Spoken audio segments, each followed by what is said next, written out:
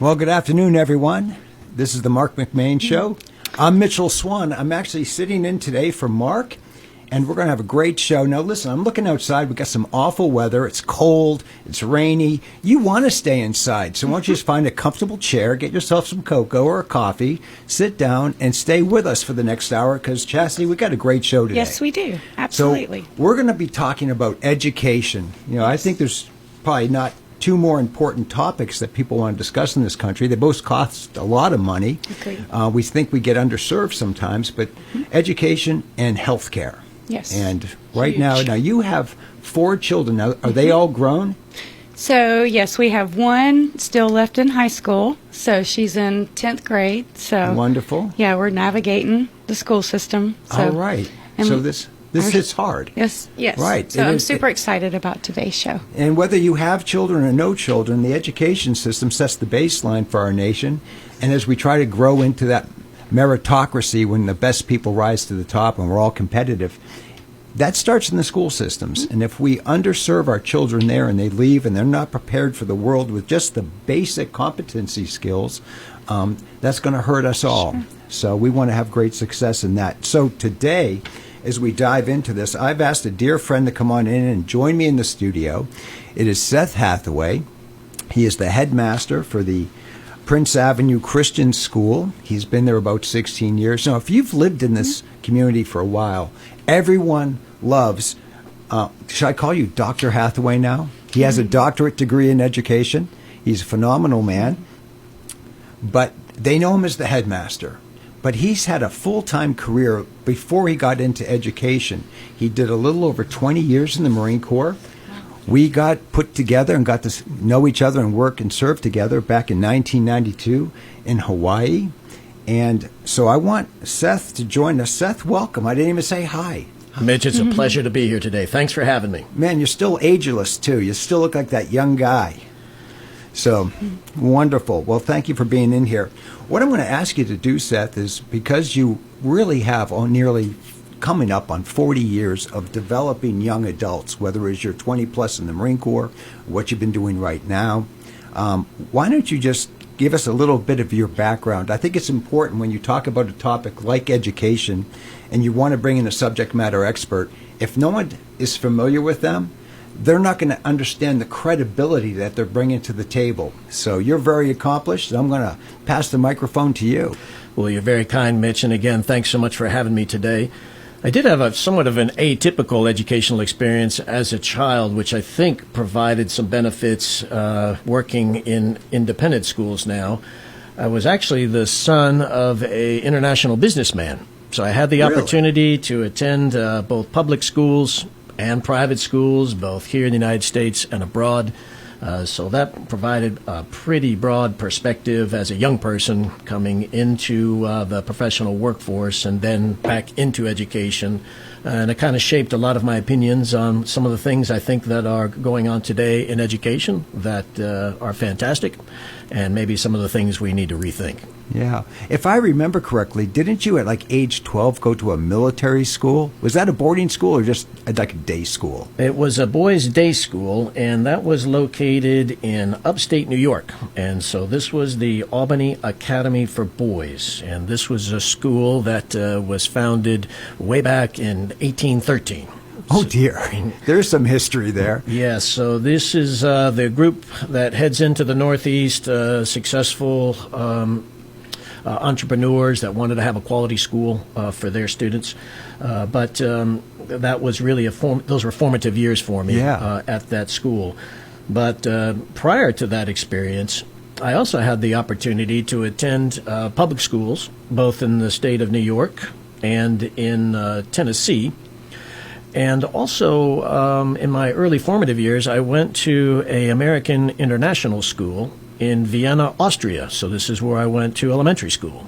Wow. Was that like a Department of State school or something like that? No, this was an independent school, and these pop up throughout the areas where you've got large concentrations of English-speaking populations. Okay. So this particular school served both people that were, like my father, independent businessmen, people from the diplomatic corps, some military persons, if they had aged out of the Department of Defense schools to go into a high school, because most of the DOT schools cater to elementary and middle school students. And I also attended a independent school because we moved to Geelong, Australia. So this is in the Victoria Province, down there on the bottom right-hand side of Australia. What's your best Australian accent? No, I'm just messing with you. Not very good, but the Aussies had a lot of fun to pick with my American accent, I can assure you that. Yeah. But those were all wonderful experiences. Challenging times, of course, just like any other school experience. All right, so you've got that big spectrum of early schooling, and then you went to the Citadel. I don't think most people understand that. Did I get that right? It is the Citadel, right? Yes, sir, that's right. That's in Charleston, Charleston, South Carolina. So I really enjoyed this military model of education in high school, and so I did apply to the Citadel and also another senior military college, which was Virginia Military Institute in Lexington. But the charm of Charleston was exceptional, beautiful architecture, and I met my now wife there. I was going to say, Yes, speaking sir. of beautiful things that you can find in South Carolina. Yeah, so there's a few more girls in Charleston and Lexington, but You took the best one. I'm going to make sure that I repeat that. I did take the best one in case my wife listens to the broadcast. But it was really an exceptional experience. Again, the military model of education. So this is an all-male military school, very similar to the high school experience, and lots of lessons learned there, not only in the classroom, but outside of the classroom that help with character formation and other things. Then you got commissioned in the Marines. I met you in Hawaii. Now, remind me, you and Tracy have children, but I can't remember how many you had when I met you in Hawaii. So we had actually none. We were just a young couple. Yeah. And you know that life, Mitch. We were on the road a lot as young men in the deployment and in the temporary duty cycle. So we actually waited until our 9th year of marriage to have our first child. Yeah. No kidding. Yeah, because we're on the road quite a bit. So we did have 3 children. They're all grown and gone now. But when you and I served together in Kaneohe with the 1st Marine Expeditionary Brigade, we were just All right. just a couple. Yeah, well, great. Well, you know, there's the nice thing about raising kids on a military base is they still play outside like squirrels in the wild. You don't see that much anymore in subdivisions. But on a base, it's safe, it's secure. You got your own little base housing. You have that shared, like, yeah, my dad's in the service, my mom's in the service. We're all stuck here. Let's go outside and throw sticks at each other. Okay, that sounds great. And they do that. But now we also have DOD schooling on the bases. But so your children did they ever get exposed to having to go to school on a base? No, they sure didn't, Mitch. By the time our kids reached school age, I was just retired. Well, my youngest was 18 months, so the girls were probably in 2nd grade. Okay. Yep. Yeah. So we had them both in schools in Virginia and then here in Georgia. Sure. Well, I roll into Hawaii. I meet you in 1992, and then the Marine Corps, in its infinite wisdom, decided to leave us both here in Athens, Georgia. It was the Navy school that brought us together, too, you know, and at least to the region anyways, and that was a good experience. So let's see, what else is there to talk about with your background? So you've retired, was it 2010 here in the community? Yes, good memory. About 2009. Okay. So I was teaching a little bit, knowing I was going to go back into education because I was an education major by trade. And as you had mentioned, you and I both worked in the Education and Training Command, I think is what it was called. So we're in the school sides of things. I was doing some teaching at Athens Tech, basic business leadership at night. So I did that for about maybe the last 2 years of my active duty stint. Just to get my foot back in the door. And then once I retired from the Marine Corps, I immediately went to my first school, which was Riverside Military Academy. Oh, that was a beautiful campus. I came up and visited you once, begging for a job. Find me anything, man. I'll list you the the volleyballs out of the gym. I just thought that place was fantastic. Yeah, but that must have been awfully tough for you because your family was still down here. So you were commuting back and forth. It was an interesting time in the Academy's history. They were in a kind of a reset phase and had hired a very talented head of school, Colonel Jim Benson, who was actually also a retired Marine. But our task there was to get the enrollment of the academy back up and get some of their programs online. So it required a lot of extra time at the school. So I actually lived in the barracks with the cadets 5 nights a week, and then tried to make it home on Friday nights to spend the weekend with my family. So it was a very demanding time, but very professionally fulfilling. That was a school that really thrived underneath that head of school's leadership, and it was great to see us succeed and get the enrollment back up. We had some good quality programming at the academy at that time. One of the things that I appreciated on that campus was the amount of international students that were going there. That people were like, hey, my kid needs a good education. I'm shipping him off to America to go to Riverside Academy in Georgia. So, well, the school was accredited by the Southern Association of Independent Schools, and so it's a fine accrediting agency. A lot of people out there who are familiar with SACs and colleges know that association with SAIS. And, of course, like most schools, the key to the success of those schools is the quality of its teachers. 100%. So how did you find yourself getting Prince Avenue Christian School? Well, you had mentioned I was separated from my family while I worked there at the academy. It was a demanding time because I had a wife and 3 young children. We had waited to start our family. And so what we could tell is this was not sustainable unless we were going to move our family to Gainesville. Right. Yeah.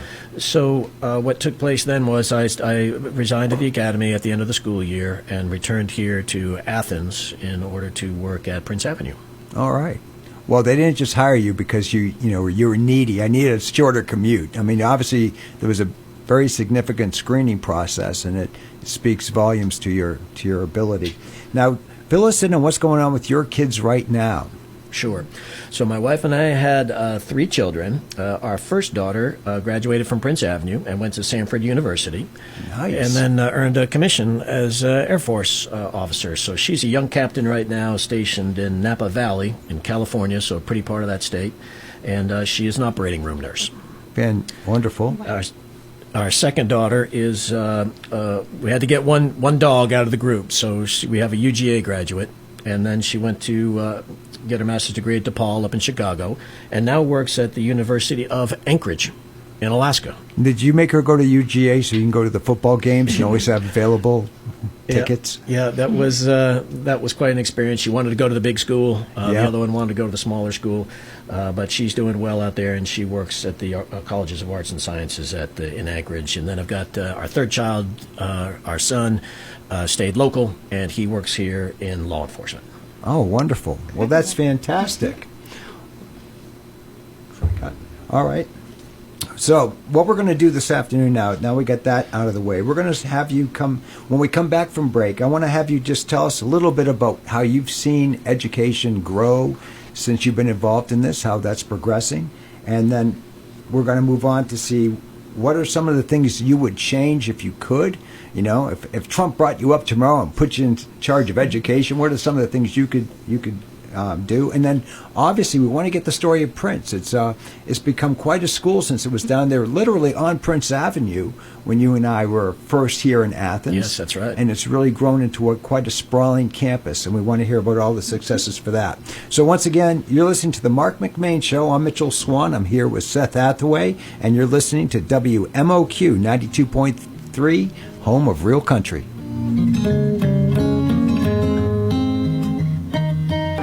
Recently, I was on a flight writing on a legal pad, and the man next to me struck up a conversation. "Are you an author?" he asked. I said, "No, I'm actually a preacher." Well, the look on his face was priceless. How would you feel if you're stuck sitting next to a preacher for several hours? Surprisingly, though, we had a good conversation. He asked me several questions about Jesus, and I told him that the Bible says if Jesus didn't rise from the dead, Christianity is worthless. Ever thought about that? You see, the truthfulness of Christianity hinges on whether Jesus died and rose from the grave. There's great evidence for it, and I'm one of the billions of Christians around the globe who believes that the resurrection really happened. If Jesus did conquer death, then he's worthy of your trust. If he didn't, reject him because he's a fraud. I believe he really conquered death. What do you believe? This is Brian Wright, speaking right from my heart. For devotions, visit rightfromtheheart.org. Spring is right around the corner. New beginnings, fresh starts, and big moments. If you're thinking about proposing, if you're ready to take the next step, you go to P&A Jewelers. For 50 years, families have trusted P&A Jewelers to celebrate life's most important milestones. Proudly second-generation, family-owned and operated by brother and sister, we specialize in stunning engagement rings and custom designs made just for you. P&A Jewelers, located at 4665 Atlanta Highway next to Quick Trip in Loganville. Hey y'all, this is Bethany, owner of Willfully Guided Co. Boots and Western Apparel. From durable work boots built for long days to statement pieces ready for Saturday night and everything in between, we've got the brands that feel just right for everyone in the family. Stop by and see why we're your one-stop shop. Willfully Guided Co. Boots and Western Apparel is located at 116 South Broad Street, right in the heart of downtown Monroe. Follow us on Facebook, Instagram, and TikTok to keep up with all the fun events happening with Willfully Guided Co. and for previews of all of our newest merchandise.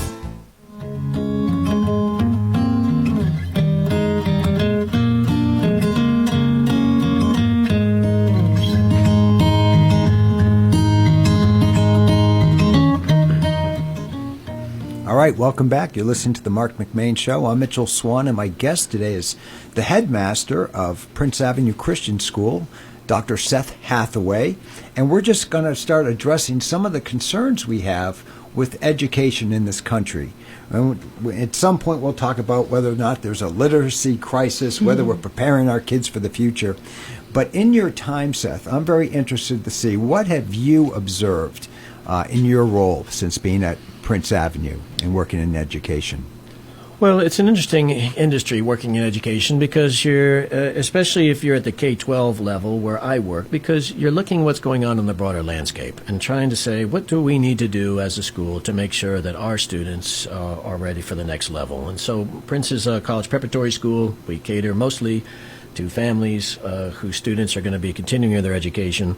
So when we look at some of the structural changes that have taken place really since about 2010 to where we are now, there's several things that I think we've got to consider. One of them is what is going on with the integration of digital technology and AI in the classrooms.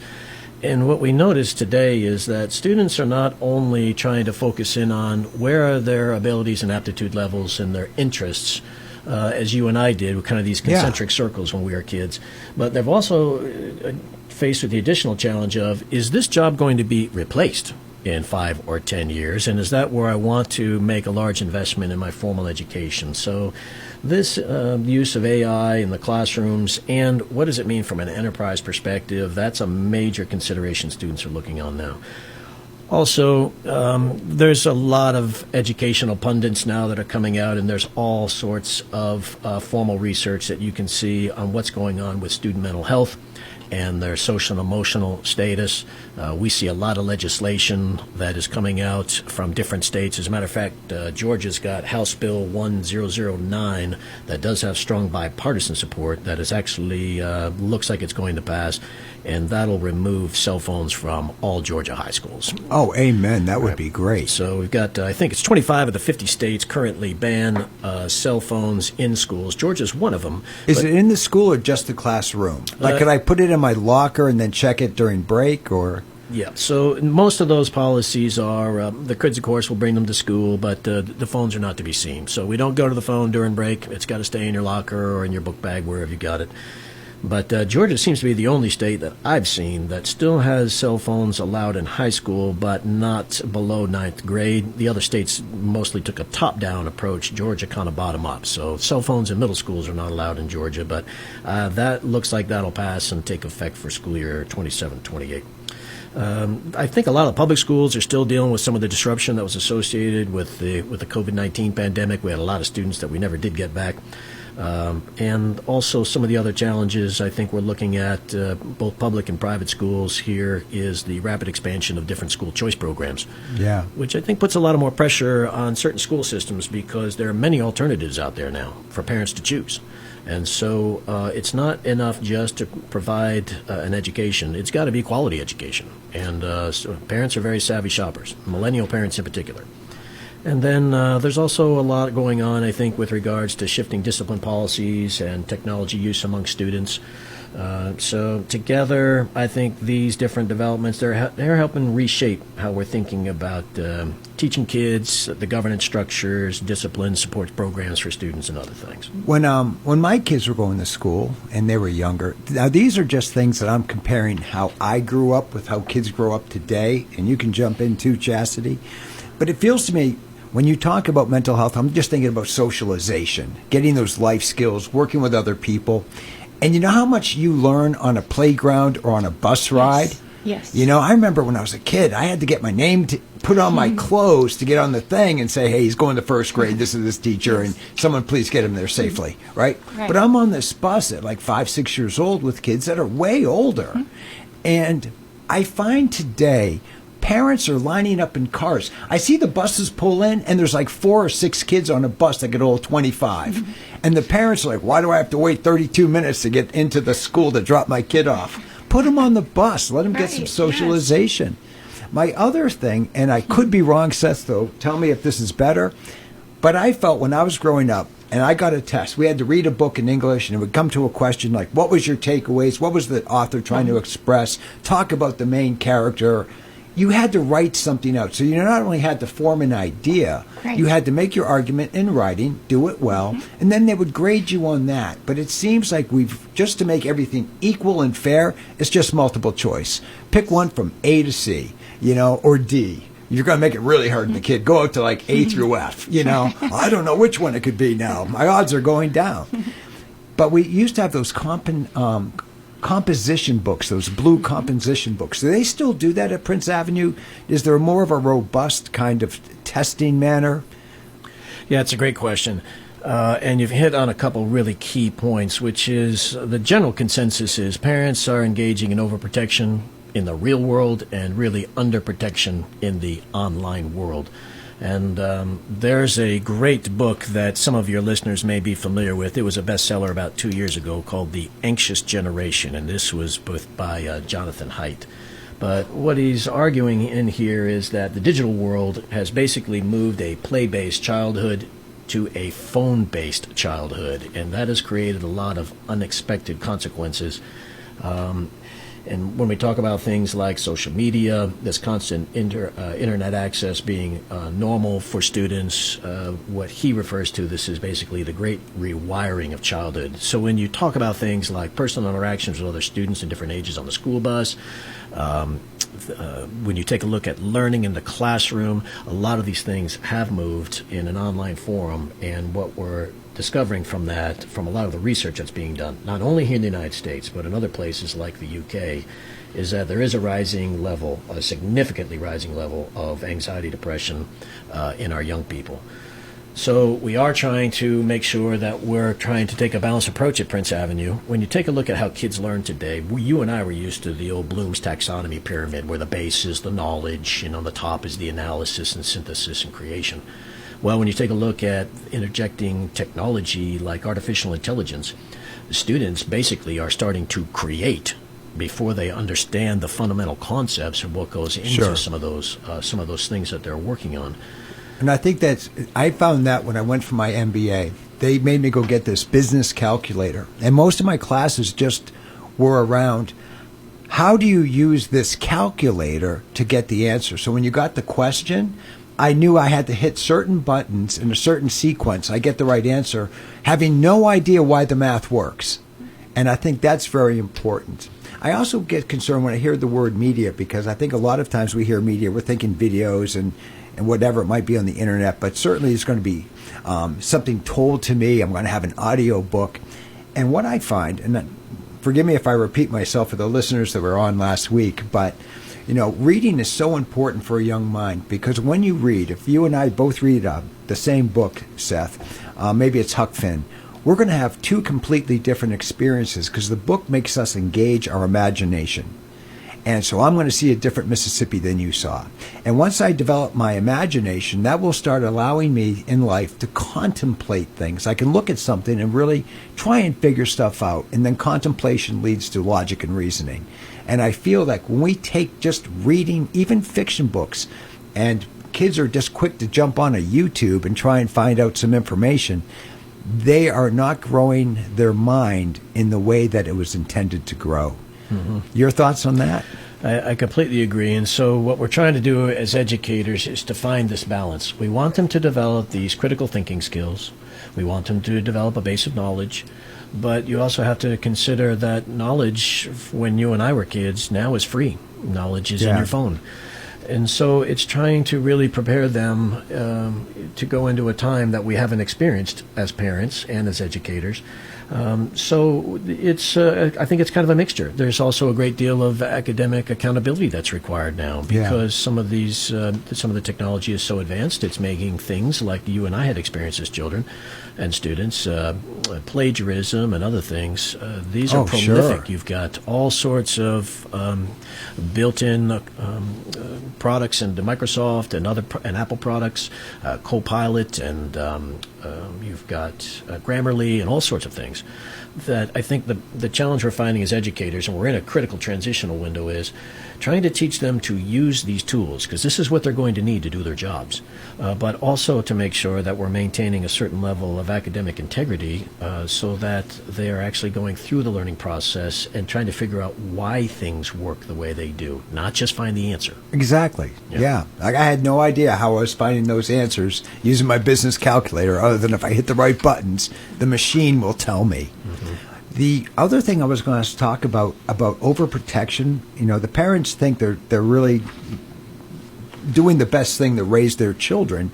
But I heard a story, I think it was last week or this weekend. Someone was doing an interview for a young person, and it was a man. A young man wants to get a job, and they're doing Zoom call kind of interviews. And the interviewer said, "Oh, who is that sitting beside you in the room?" And they said, "Well, this is my mother." And he said, "Well, I want to thank you for calling in today, but I was trying to hire you and not your mother. So thank you for your application." And the interview ended. That's crazy stuff. Mm-hmm. Could you imagine bringing your mom? Did your mom come with you when you interviewed for Prince Avenue? "Hey, come on, Mom, this might be kind of tough. I want to have some support." Well, it's interesting having children gone through K-12 and into the college experience and out. My wife and I sat in more than one college orientation session and really had a critical perspective on it as educators. There was a lot of pretty direct authority we could hear from the undergraduate institutions our kids were going to, from their academic staff, and particularly the administration, saying, "Your child's in college now. This is not where they were in high school. You cannot call your professor and ask them for clarity on why they received this grade or have not received that grade." So that is something for parents who are constantly in contact with their students through electronic medium, not to be able to take a closer look into what's going on academically at the undergraduate level. If there are parents listening to this broadcast who are going into that window, they need to be mentally prepared that will be a significant shift. Well, I have heard that there's a decrease, too, now in public school enrollments, and that's been going on now for a few years, probably tying back to COVID. And so they're finding themselves in a difficult situation where they've got the larger budgets and they had so much COVID money. They got used to a big, fat budget, and now the classrooms are not at capacity. And they're kind of mismanaging now how they shutter schools to meet the actual demand. Who do you compete with, Prince Avenue, in the sense of this? Homeschooling's become very popular. There's a few other private schools in the area that compete with you. Do kids try to go from one county to another county because that county might be perceived to have a better public school? Like, what's this landscape of competition for the student look like? Well, it's a great question. One thing we're really fortunate about living here in this greater Athens area and the surrounding counties is there's some very good school systems here, both independent schools or private schools and the public schools. Our particular school at Prince Avenue, we draw from about 13 counties. And typically, these are families who want their children to receive a quality college prep education, who also want them in a Christ-centered environment. And what I really love about living in this country is we're capitalists, we're Americans, and we're entrepreneurs. And so when we get engaged in a particular market niche, we want to do it well. So our particular school happens to be a Christ-centered school that provides a quality education and robust athletic and fine arts programs. But you also have other schools that are secular independent schools who focus on other areas that they are passionate about. So that's one of the greatest things, I think, of living in this area and being Americans is we have a choice. We have diversity here. Yeah, absolutely. Okay, once again, you're listening to the Marc McMain Show on WMOQ 92.3. We'll be right back.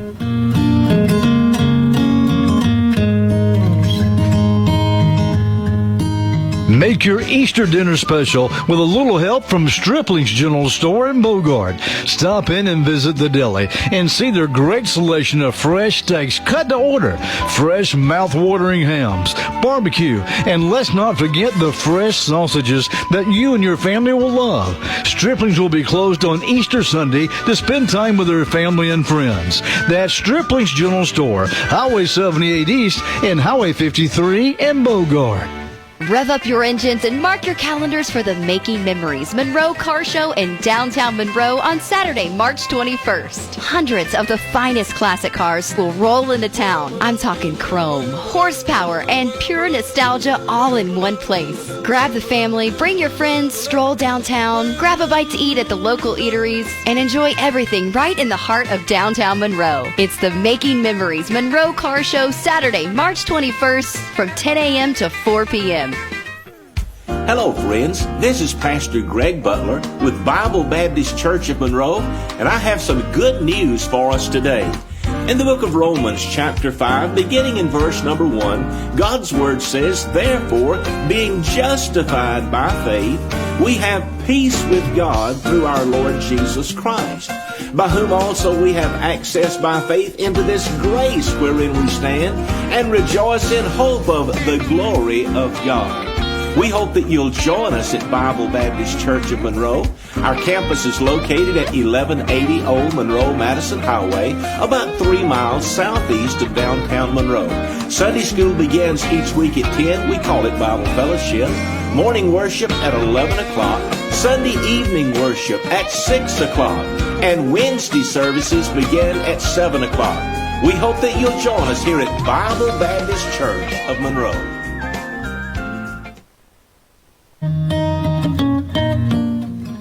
All right, and welcome back. You're listening to the Marc McMain Show. I'm Mitchell Swan. I'm sitting here with my good friend, Seth Hathaway, the headmaster of Prince Avenue Christian School. So, Seth, we're going to start talking a little bit about what I think people's perceptions are out in the world, and you will either reinforce those perceptions or you will say, no, it's not that bad. School is great. The kids are going to be fine. But, we talk about this literacy crisis in the country where it's reported up to 40% of the kids graduating can't read at a proficient level. And so when people say, Mitch, we have a problem with the education system, when I hear those two words, education system, I immediately think of unions and bureaucracy. I just do. That is very difficult. It's like this iceberg of personnel. And you're like, all right, we want to fix, as the nation, we want to be number one in the world again. Can we just be in the top 10 again? We had gone to the moon 5 times, allegedly. No, we had gone to the moon 5 times and just stopped doing it because, we proved to the world we're number one. We're cranking out 4 patents a day through AT&T Bell Labs. And now we're in the 20s for math, reading, and science globally. Estonia is ahead of us, right? And so, given that they have this bureaucracy and these unions, and you're just like, well, we want to be flexible, we want to change things, it's designed not to be changeable. So, Seth, what are your thoughts on my comments? Am I wrong? Is they still robust out there? They're still giving the young school teacher flexibility to teach on her terms? Well, I'm going to start on a positive note, which is I like your disclaimer that kids are much more malleable and they're going to be okay.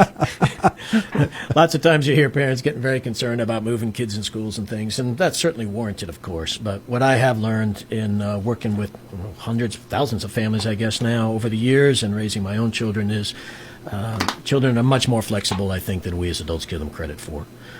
Well, we saw that in the Marine Corps, too. When you and I were serving, we get the same group of kids. We get the problem kids, like, well, that kid's not going to find a job. What do you think he's going to do? I'm going to put him in the Marine Corps. It's either a judge or a strict parent or a really good recruiter, but they're coming in, and the majority of the people we work with, I've worked with orphans, I've worked with guys that never made it through high school, I've worked with former gangbangers, but they're always malleable, as you said, and we get this product in, and we're able to build structure and give them purpose. And I'm hoping that we're still doing that in our school systems. When we talk about Riverside, West Point, Naval Academy, parents see their kids like, what the hell happened? They're not superhuman, they're not the highest crop of whatever. They're just average Joes, young men and ladies.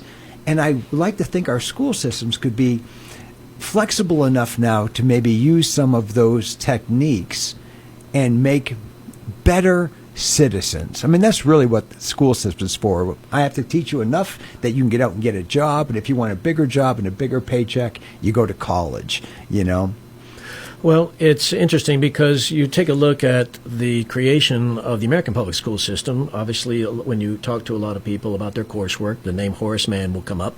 So this is basically an industrial-sized form of education to, educate our citizens, get them prepared for the workforce. As you mentioned, citizenry is an important component of that. I do think, and I won't get too political, but I do think that the politicalization of what's going on the national level is making its way into a lot of schools, in particular K-12 schools. And I certainly understand where there's room for that at the undergraduate level.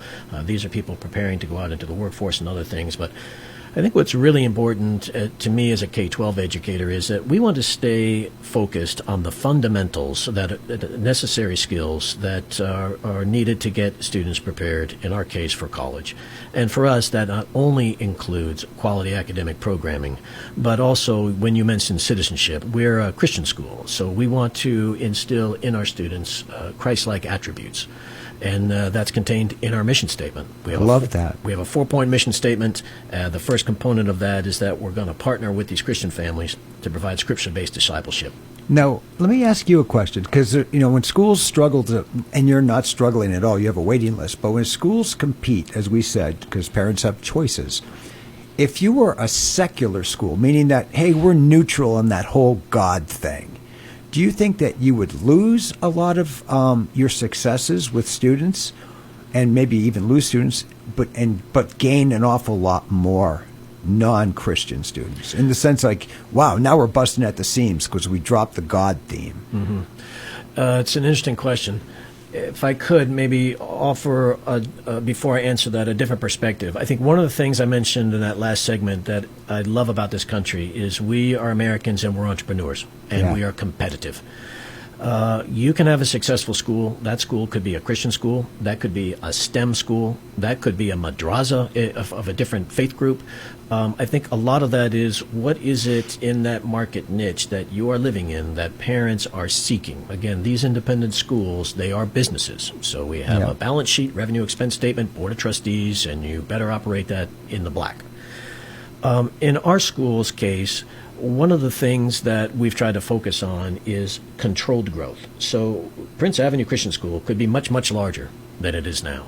But the governing body has decided, and rightfully so, that as a ministry of Prince Avenue Baptist Church, we are going to make sure that we only admit families who are professing believers in Jesus Christ. And so in this case, both the parents need to come in and not only provide a written testimony about their faith, they have to provide an oral testimony and a recommendation form from the clergy of a local church. So for Prince Avenue, this has enabled us to be very careful to engage. I mentioned this word control, these two words, controlled growth, but this is critical to maintaining a school's culture. So for us, it has to be a Christ-centered school. For other schools, there would be other means by which that would hold those student bodies together. The things you and I learned in the Corps, which were being a part of something bigger than yourself, just like on an athletic team. But Prince Avenue could be much larger, but we've chosen to stay the size we are. We're physically out of space. We can't take any more students, but we're very, very deliberate about protecting our culture. What I love about that and maybe I'm wrong, but I feel like when I look at the public schools, at least the events that make the news, so I know this isn't with all schools, but you see schools mandatory participation in a protest against ICE, mandatory participation against Israel's actions in Gaza, or mandatory protest in support of Palestine. And you're like, my goodness, I feel like the kids are either being politicized, sexualized. You're going to read these books. Guys are going to come in with dresses and read to you. And it's not about education. It's just that politicizing and sexualization over education. Mm-hmm. And I think many parents that have their kids in public schools are like, look, the teachers are great. They're getting good SATs. I'm good about that. But dear goodness, and maybe your son experienced this at UGA, but they seem to then, when you're not grounded in our common faith, you seem to be undoing the very family values that we try to nurture in our homes. And so parents are like, man, if I want my kid to really conform to what it means to be a member of this family and what our ideals are, mm-hmm. I got to find a school like Prince Avenue. Do you think that occurs in the public schools a lot? That they work against some of these family values that are so traditional to our culture? Well, I think anytime you're offering teenagers and the way they're woven, I mean, the way God's woven them, they're by natural. Sometimes, the frontal cortex very gooey at this stage. A lot of crazy stuff going on. Yeah, you can get a teenager to pretty much latch on to any sort of movement that's going on. So you got to be careful with that sort of thing. I can't speak for the public schools. What I can tell you that we've done, and we've been very deliberate about it, is we've not allowed politics to be injected in our school. So, of course, we've had requests for certain clubs that are politically affiliated and that sort of thing. And what we said is, guys, we want to focus on getting a quality education. We're a Christ-centered school. We do athletics and fine arts. These are the things we do. These are good topics you're bringing up. These are topics we want brought inside the classroom, underneath the skilled hand of a dedicated and qualified teacher, so that you can share your differences of opinions, but let's do it in an academic setting. What we don't want to do is grab a few hundred teenagers and inject political ideologies that are polarizing and then set them out on their own accord. We want to be good stewards of these young people we've been given charge of. So we want them to express those things, but we want it done within the confines of a classroom, underneath the skilled hand of a teacher. Okay. So I won't make this a political question, but it will be an educational question. When Reagan took office, in 1979, they had just formed the Department of Education. It sounded great. They didn't even have a building yet. They didn't have a budget. They didn't have a mission purpose, but we're going to have a National Department of Education. And since then, it's turned into something. And Reagan said he was going to kind of kill it in his young years, and he didn't. Now, Trump has been elected, and he has vowed now twice in 2 campaigns he wants to do away with it.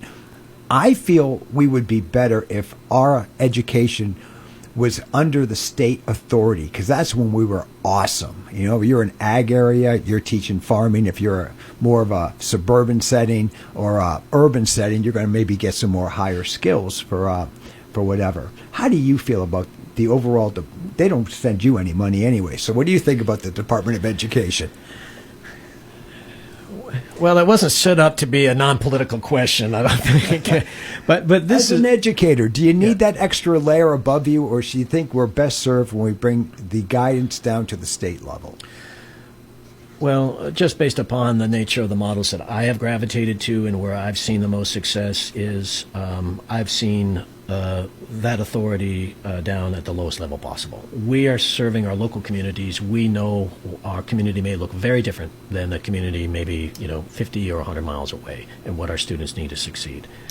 So in an independent school, one of the big differences is we replicate all the structures that you see up through the district level and the state level underneath one roof. So it's a pretty nimble ship. Prince Avenue is right around 1,000 students. If we've got an issue that's in our high school area, we can take a look at making changes in our lower school or middle school very rapidly. I love the freedom your institution has to do those things. Yeah. That's fabulous. All right. Well, when we come back, we're going to wrap it up with what he thinks is ahead for our young graduates. And again, you're listening to the Marc McMain Show. I'm Mitchell Swan, and we'll be right back.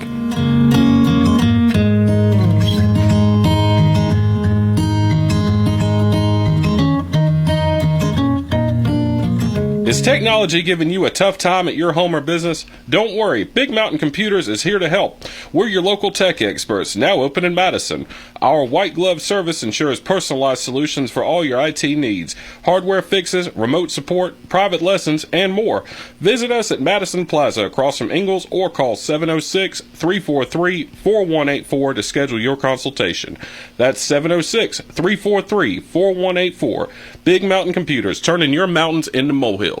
When it comes to tasty treats, the only place you need to be is Stone Mountain Pecan Company. Offering high-quality Georgia pecans, other nuts, dried fruits, coffees, and candies, Stone Mountain Pecan has it all. And the best part, it's all online at stonemountainpecan.com. Or take it all in person and visit their country store on Highway 78 in Monroe. Stone Mountain Pecan Company. Something for everyone. Eat well, be happy. Make sure your diesel is ready for every season by stopping in at Leadfoot Diesel. Their technicians have many years of combined experience to keep your Cummins, Power Stroke, and Duramax running the way it should. Plus, they can improve fuel mileage, perform upgrades, AC repair, and they offer tires, wheels, lift kits, and more. Diesel owners from all over the country trust Leadfoot Diesel, 320 Mayfield Drive in Monroe. Stop in or go to leadfootdiesel.com. I've got to tell you about the best kept secret in Monroe for electric wholesale supply, Allen's Electric. Family owned and operated since 1972, Allen's Electric offers a complete line of electrical supply, wiring, breakers, bulbs, heating elements, electric motors, light fixtures, and so much more. Located at 925 West Spring Street in Monroe, stop by and see Brian and Cindy, in business for over 50 years. That's Allen Electric Supply, 770-267-5572. All right, welcome back. You're listening to WMOQ 92.3, home of real country. This is the Marc McMain Show. I'm Mitchell Swan, and we're going to be wrapping up here shortly with our guest, Seth Hathaway. One of the things that Seth brought up earlier, and he's absolutely correct, that we live in a great country where parents have choices and for schooling and education for their kids. And I'm curious, because I don't have kids anymore, whatever happened with school vouchers? Are those actually a thing now that parents can use their tax dollars and take their kids to other schools or other districts? Yeah, the different states, Mitch, have taken a different approach to that. Georgia does have the Georgia Promise Scholarship, which has become a very popular program, and it runs, I think, somewhat in competition financially with the Georgia Private School Tax Credit Program. So the Promise Scholarship and the private school private school tax credit program are two separate programs. The vouchers enable parents whose students are performing in low-performing public schools to take proceeds that the FTE that would have gone to those public schools and to utilize a portion of those to pay a portion of the tuition at a private school of their choice. Okay, and now is that applicable to, like, say, homeschooling also? If a parent's like, I got a bunch of people in my neighborhood, and we're just going to do a school at, Mitch's house in the afternoon, or is that probably not the case? That's a good question, Mitch. I don't know the answer to that. It might determine whether or not those homeschoolers are part of a co-op or not. Oh, certainly, yeah. Yep. Make sure they're on a standard education. So, as we look forward, I'm wondering some of the challenges now. You had discussed AI and technology early on, trying to get the kids being proficient. How do we use this? How do we move on with jobs? And I know there's a lot of people our age now looking at AI as a threat. Like, this is going to do my tax returns, and I'm a CPA guy. We don't know where this stops. What are your thoughts for secondary education in the sense of getting a BA today or a BS? Is there more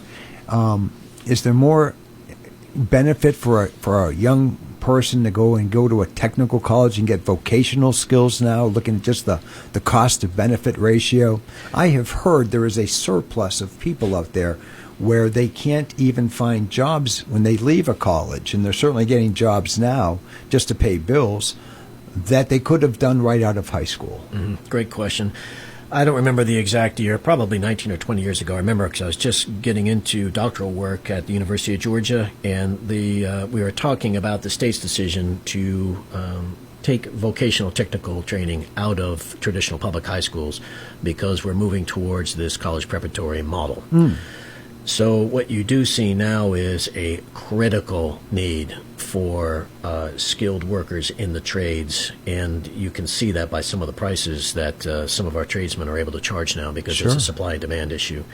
So for decades, we continue with this messaging of this 4-year college as the primary path to success, and that's created a lot of consequences. Like I mentioned, we got a huge shortage in skilled trades like construction and electrical work. We've got really a reduced understanding of what these trades even provide because in our public school systems in particular, we are not educating students on to what some of those career pathways are. And so it's become a big challenge. Well, I would feel that it wasn't so much the introduction, because really at this point it's still the potential of what AI could do. But I feel like maybe those vocational schools, those vocational classes taught in public schools, like, wood shop, metal shop, automotive repair, that kind of went away because we just outsource so much of our stuff to China. We just don't have manufacturing. But as I look at this big, beautiful bill coming along and Trump looking to bring back a lot of industry and getting pledges from countries, hasn't happened yet, but I think we're up to like $6 trillion or $20 trillion of pledged things to bring manufacturing here.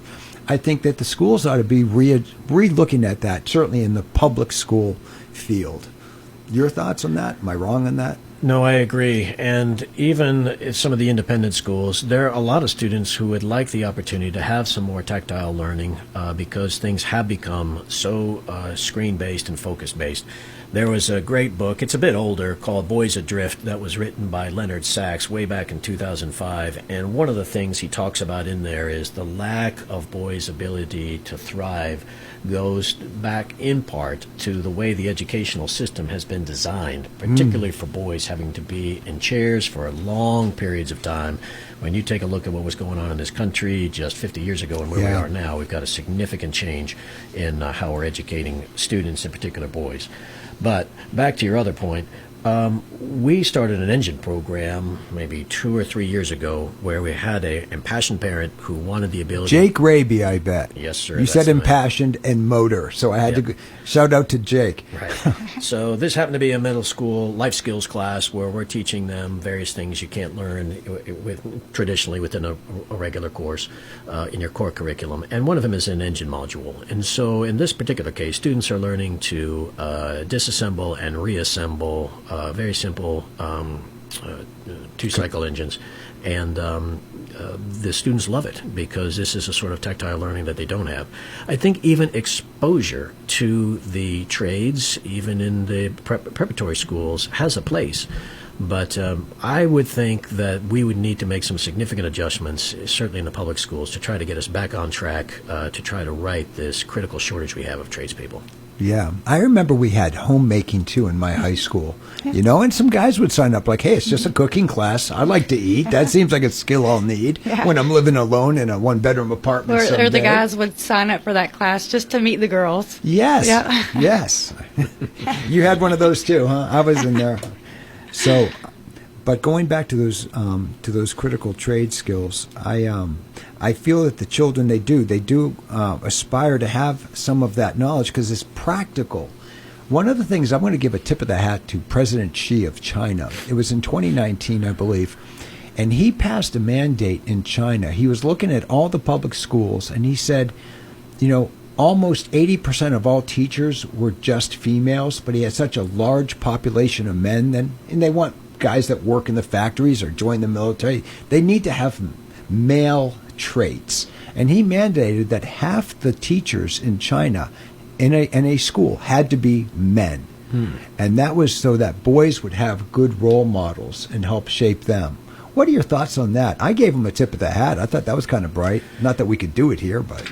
Well, it's an interesting point because going back to this book I was referencing earlier called Boys Adrift by Leonard Sachs, one of the things he specifically talks in there for boys are issues and challenges associated with things we know about, which is the video game addiction and teaching methods that sometimes don't fit many boys. But he's also talking about the lack of strong male role models and particularly what to visualize what mature manhood looks like. So it's not to say there's not issues and challenges with girls, in particular complex social structures like middle school and volatilities brought upon by the use of social media and other things. But strong male presence in schools is something that I think in particular boys benefit from. And we're very fortunate, at least at Prince Edward, we've got a disproportionate number of men at the school and are very fortunate to have them. And I think we rely on the sports programs, too. And what you don't know you just did is keyed me up beautifully for my interview next week. I've got Matt Williams coming in.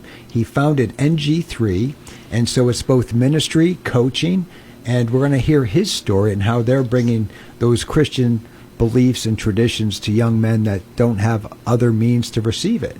So, well, any final thoughts? Give us some good news, Seth, as we get ready to get off of this show. Tell me everything's going to get better in the country. Kids will be able to be better readers, do math better. Well, what are some positive statistics for us? Well, some of the things I think that are encouraging as an American is you and I talked about our service time. I've got my eldest child who's this young captain in the Air Force. What I can tell you is, in talking with her and her colleagues, some of the finest people we have in this country are our young people. And despite all the issues and challenges we see before us of what's going on in the larger political spectrum and the arguing that's going on, down at the level, down where you and I would call where the boots hit the ground. Yeah. We got some exceptional young people who are hard-driven Americans. These are tough kids. And so I think our country is in good hands. We've got some things we need to work on. We need to take a look at what's going on in our higher institutions of learning, the rates they're charging for some of these educations and the debt we're placing our young people in. I think we need to look at our trade skills and make sure that we're producing graduates that are going to meet the needs of our communities and our country, both at the community level and at the national level. Well, I'll tell you, I was at a Marine reunion this weekend and got to hear a very fine general speak, and he said, listen, I know you think Generation Z isn't like to your standards. He goes, let me report back to you right now. They might wear their hair a little bit different. They might be a little quirky with their phones, but they are crushing it. They are eager. They are aggressive. They take orders well and then want to exceed your expectations. He's like, they really are wonderful young people. And one question I didn't ask, and since we do have a few minutes, I feel, maybe because I'm in the finance industry, that kids don't even know how to balance checkbooks anymore. And maybe we're going to go to digital currency, and that won't be a thing either. But I find that, and that's why I brought up homemaking, some of these practical, like, hey, when you're on your own, do you guys offer any of that kind of training at your school? Yeah, we've always had a personal finance option that's been available. A lot of that comes from a biblical worldview perspective, but the Georgia State Legislature did realize that this is an issue, in particular in our state, and so they've passed a law requiring the teaching of financial literacy in high schools. So it's a mandatory half a Carnegie unit requirement. Oh, good. And so the graduates you're going to see coming out of Georgia State high schools, both public high schools and private high schools, in the next year or two, this is going to be a requirement for graduation. That's great, because I see these young kids becoming debt slaves. They get a credit card right out of high school, and here's $5,000 at your disposal, and they don't realize they've just started a cycle they may never break. So, anyways, once again, you've been listening to the Marc McMain Show. I'm Mitchell Swan, and we've enjoyed our time with you today. Thanks for having me, Mitch. All right. Bye-bye.